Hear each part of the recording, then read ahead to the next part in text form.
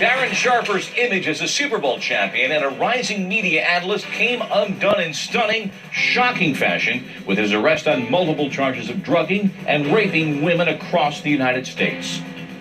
We've calculated Mr. Sharper's maximum exposure is a range of 30 to 33 years.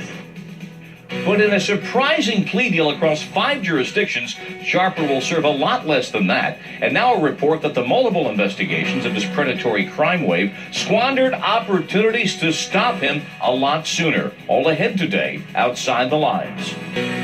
But Darren Sharper, with the rising media profile, is an NFL television analyst. The man who was a 2-time All-Pro selection, who once signed a $30 million contract as a hard-hitting safety, who found a home late in his career in New Orleans, had a career year en route to a Super Bowl championship. That Darren Sharper was a predator who regularly picked up women, drugged them, and sexually assaulted them, and did so for several years across the country. Today, NOLA.com published details of Sharper's global plea agreement, which, beyond the criticized effective 9-year prison sentence, includes lifetime probation and a ban on ever consuming alcohol. But the trail of Sharper's wrongdoing is a chilling narrative of criminally dangerous behavior, and today we'll speak with one of the reporters of a newly published story detailing how law enforcement in a number of jurisdictions missed multiple opportunities to develop a case against Sharper and arrest him. His spree is stunning in its breadth and audacity, and the incidents documented in his criminal case are predated by another alleged attack involving 2 college women in Miami 4 years ago. But the assaults which comprise the case against Sharper begin in September of 2013, early in his 3rd season of retirement, when 2 women in New Orleans filed a rape complaint against the former Saints player. They named him. 5 weeks later, this time in the Los Angeles area, 2 women told police Sharper had drugged and then raped them. The women named Sharper. Less than a month later, this time in Greater Phoenix, 2 women, one of them a former girlfriend of Sharper's, tell police he'd raped them. Their stories included falling unconscious after having a drink. Less than 2 months later, this time in Las Vegas, Sharper drugged and raped 2 more women. He flew back to L.A., and then, only because an LAPD detective who had earlier investigated an accusation against Sharper caught a new case, the allegation of another attack just 48 hours before that incident in Las Vegas. That finally triggered Darren Sharper's arrest. And after nearly a year of legal negotiations among 4 states and the U.S. Justice Department, Sharper has reached a plea deal. In counts 1 and 2, you are charged with rape by the use of drugs.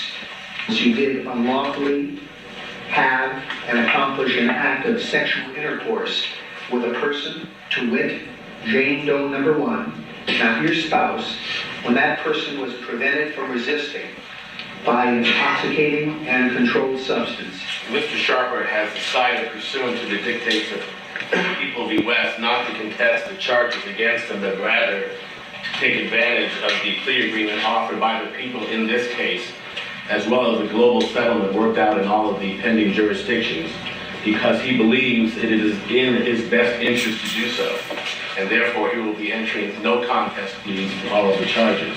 How do you plead? No contest. To the charge in count 2, the crime of rape by the use of drugs in violation of Penal Code Section 261, subdivision A, paragraph 3.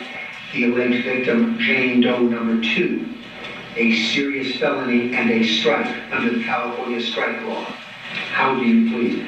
No contest. Based upon each plea of no contest, the court now judges the defendant guilty of each charged offense. The court accepts each plea of no contest. Based upon your conversations with both alleged victims, are they in fact satisfied with the terms of the negotiated disposition? Yes, Your Honor. In any way, do they oppose the terms of the negotiated disposition? Not that has been expressed to me, Your Honor. Do the people believe that the interests of justice are served by the terms of the disposition, and specifically the interests of the alleged victims in terms of their not having to go through court proceedings anymore? Yes, Your Honor. Being spared the trauma of having to testify about their experiences is tantamount to them, and they understand that by this plea disposition they do not have to be present to do that.